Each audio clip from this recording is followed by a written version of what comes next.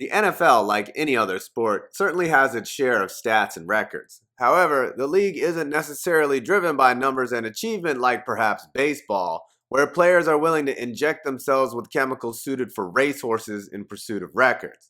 Not that football players have gotten any smaller, but the NFL product is designed to be more team driven, which is great. Most people pick a team and root for the team and threaten anyone who disagrees with them. But here are 5 individual NFL records I think will never be broken. Steroids or not. Before I get into this, leave a like and subscribe if you aren't already, and comment your opinion because I do read all your comments, and it is getting harder to respond to all of them, but yes, I do read them, even when you tell me I suck, which is often. Alrighty then, let's get into this.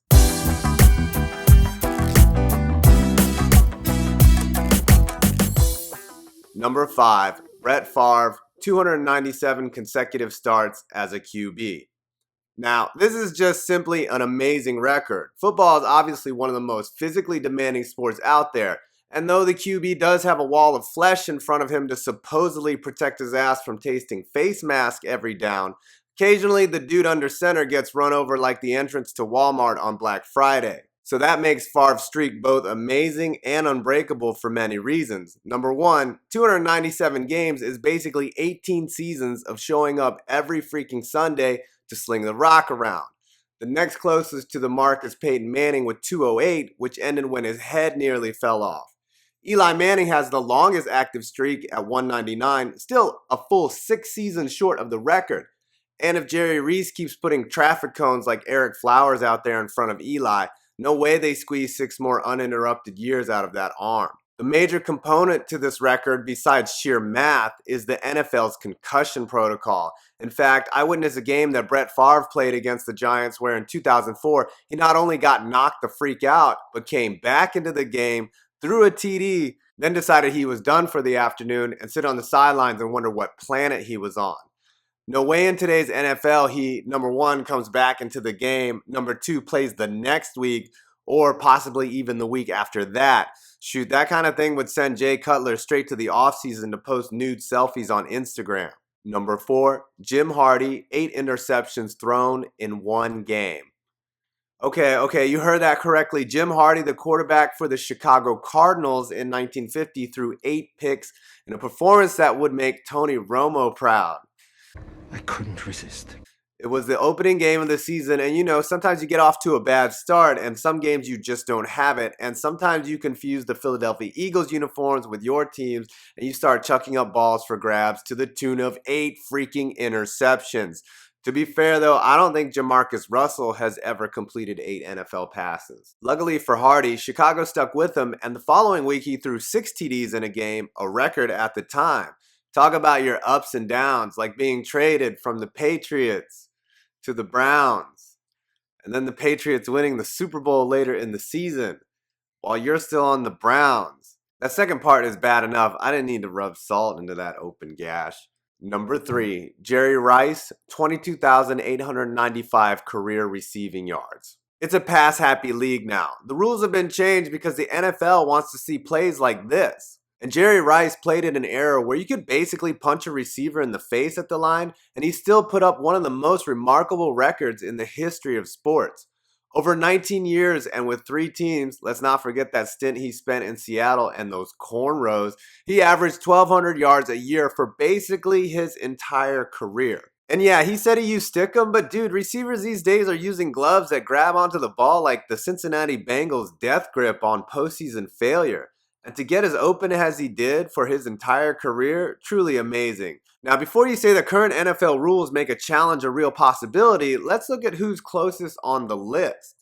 T.O. with 15,934, nearly 7 G's short. Randy Moss, 15,292, and he was absurd but not close. The highest active is Steve Smith Sr., with 14,731, who is basically done. Ice up, son. Ice up. And then Larry Fitz has 14,389, but he's essentially hinting at retirement also. He old and stuff. That's the problem. Nobody was as good for as long as Jerry Rice. 22,895 yards is 1.42 miles of reception. In fact, if you strung out all of his receptions end to end and laid them out, you'd get 22,895 yards. Damn it, who is writing these freaking jokes? Oh, it's me. Cool. Number 2, George Blanda, 42 interceptions thrown, 1 season. Talk about your bad years. In 1962, George Blanda, one of the greats of the game, threw so many INTs it would make Eli Manning blush. 42 of them to be exact. I mean, how do you even do that? I guess number 1, you have to be a legend out on the field for the shit Houston Oilers. You also have to be damn good to throw that many interceptions. Stay with me here. He also threw 36 TDs that year, and like Jim Hardy earlier, broke an NFL record with 7 TDs in one game, the same year he threw these 42 picks. Now, in today's NFL, I don't think a team would let him throw that many picks. Public outcry would start, and eventually the Texans or the Browns would make him their starter and give him $14 million a season to sit on the bench in their sub-mediocre prison. Some other interesting facts about Blanda. During his 42-pick season, he was also the team's kicker. In fact, he did that for most of his career and is the all-time leading scorer in the NFL, probably another unbreakable record. He also played until he was 48 years old, pretty much another unbreakable record. He also punched a hole in a cow just to see what was on the other side of it. Okay, that didn't happen. Number 1. Most playoff wins, QB, Tom Brady, 25. Say what you want about Tom Terrific. He's both statistically and objectively one of the greatest QBs of all time. He has 5 rings, looks like Jason Bourne, married to a supermodel. I mean, the guy gives you so many reasons to hate him. And one record he has that may very well never be broken is the amount of playoff wins he has. 25 of them. The man he's mentioned in the same breath as and who people compare him to the most, Joe Montana, has 16.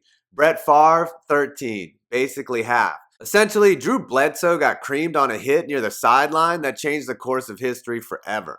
Brady came in, won the Super Bowl, and has either won the freaking Super Bowl or played in the AFC Championship every freaking year since 2001. In fact, only twice in his career has Brady ever been one and done in the playoffs, in 2009 and 2010 when the Jets somehow pulled a freaking miracle and beat them with Mark Sanchez as their quarterback.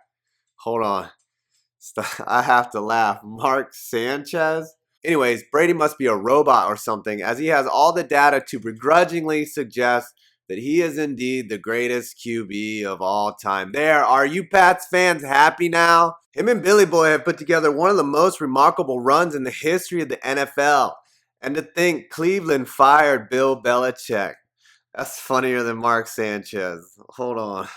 Screw it. I gotta wrap this up. Agree with my list?